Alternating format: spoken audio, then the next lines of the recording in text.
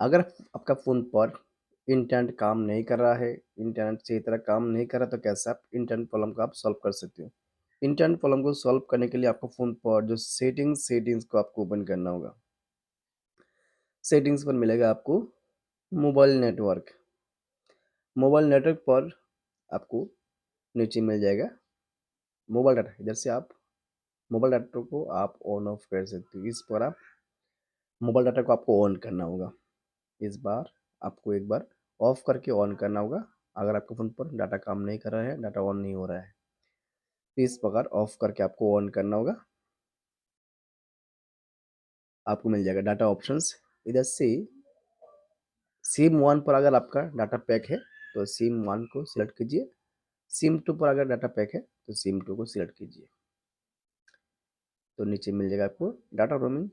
तो data roaming को आपको ऑन कर देना होगा, ऑलवेज़ करना होगा। इस प्रकार डाटा रोमिंग को आपको ऑलवेज़ टर्न ऑन करना होगा। तो अगर आपका फ़ोन पर डाटा लिमिट सेट है, तो डाटा लिमिट सेट को आपको बंद करना होगा। इस प्रकार आप डाटा लिमिट को आपको बंद करना होगा, नहीं तो डाटा लिमिट ऑन करने के बाद आप डाटा को यूज़ नहीं कर सकते हो, डाटा काम नहीं करेगा। तो इस प्रकार डाटा लिमिट को आप ऑफ कर सकते हो। ये ऑफ करने के बाद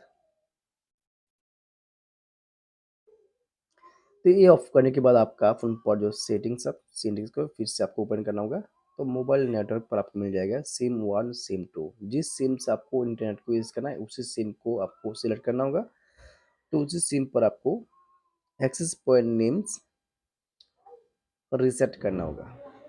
इस पर आपको एक्सेस नेम को आपको रीसेट करना होगा। रीसेट करने के बाद आपको प्रीफर्ड नेटवर्क टाइप पर प्रेस करना होगा। इधर से 2G को आपको सिलेक्ट करना होगा। उसके बाद आपको फिर से आपको 5G को सिलेक्ट करना होगा।